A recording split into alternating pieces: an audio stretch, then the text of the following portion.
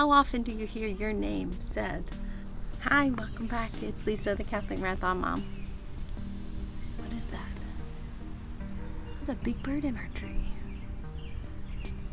Today we're doing chapter 2 in the Handbook for Catholic Moms by Lisa Hendey. And I'm doing this collab with a bunch of other Catholic YouTubers. Check out their links in the description below when you're done with this video and see their reflections on this book. I've enjoyed watching all of them, and I think you will too. So chapter 2 is called Somebody's Mom, and it's about our relationship that we have with our children. I'm going to cut all the way back to the end on the mom's homework for my reflection. She first touches on pray with your children every day, and I'm really grateful that our kids actually enjoy that so much. We made prayer a big part of our family's life from the beginning. The kids are like, yep, 3 o'clock, it's time to pray.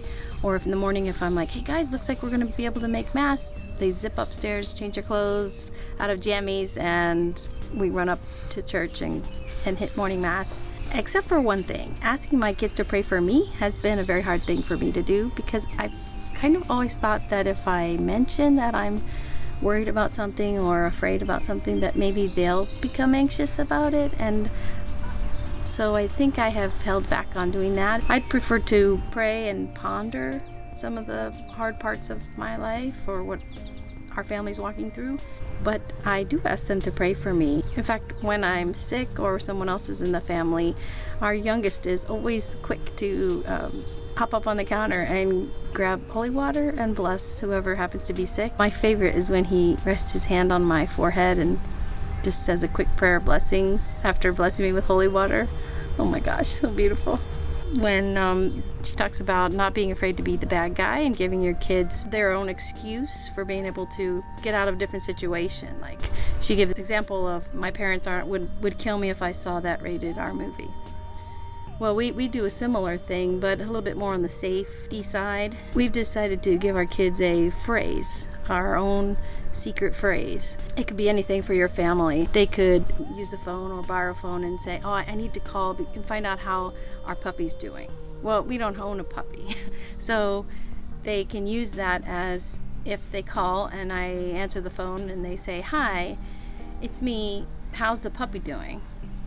I know that means grab my keys, hop in the car, and go pick up that child because they're feeling uncomfortable or things are going down differently than we all expected and they'd like to get picked up. And I love that. That was an idea my husband had. We've used that idea with our older sons, and maybe now we're using it now with our younger two. She also touches on how our tone can be hypercritical or permissive. I think if you look up hypercritical in the dictionary, it has my name next to it.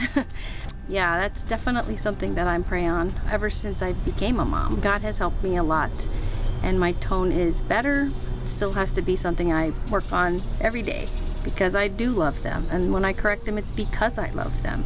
So I want a more gentle tone.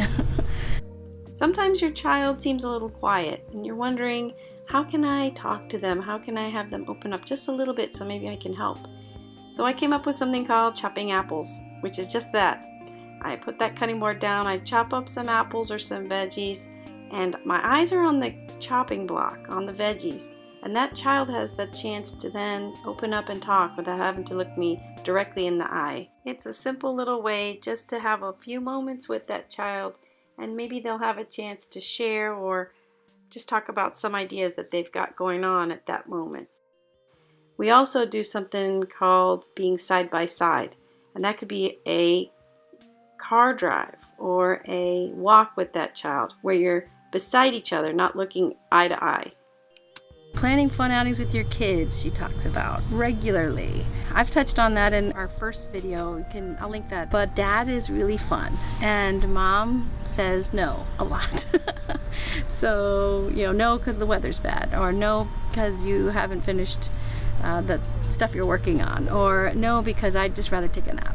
And so playing with the kids is super fun, and I did a lot with them when they were little. The best smiles that I ever get from my kids is when I jump in and play too. Or if we go to the pool and I actually get in the water, they're so excited. It sounds so silly, but it's true. And that play can be even just reading a book, and that's been some of our favorite times. A couple years ago I read the kids The Hobbit, and that meant that after shower and brushing teeth, they'd hop in bed with me and we'd read The Hobbit. They just couldn't wait each night to read another excerpt, so they still mention that, and that was years ago. So right now our kids have enjoyed the Green Ember series, and I would highly recommend those. Check those out, Green Ember. Our kids were looking at some pictures a while back, and they saw some pictures of my husband and me doing these really fun things, rock climbing and things like that, and they're like, "That's you, Mama." It reminds me again that I really want to make those memories with them too. So more and more I am sharing things that I think about doing, things that I enjoy doing, and I'm not feeling guilty like that I shouldn't be sharing that, or it should be all about them. I think it's good for them to know, and she mentions that in here as well, it's good for them to know that I'm a person. And I loved reading there. My name is Lisa, her name is Lisa, and I love reading in there just how she wrote that in nurturing and developing her relationship with her kids, that I'm also still Lisa. It's funny because you actually don't hear your name often. How often do you hear your name said?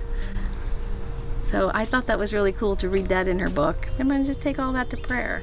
So guys, thanks for coming along for chapter 2, and I hope you do check out those other videos in the description box below. Enjoy, relish this season in your life. If you are a mom, if you are not a mom, pray on who you mother in your life, and God will reveal that to you and how you can better serve them.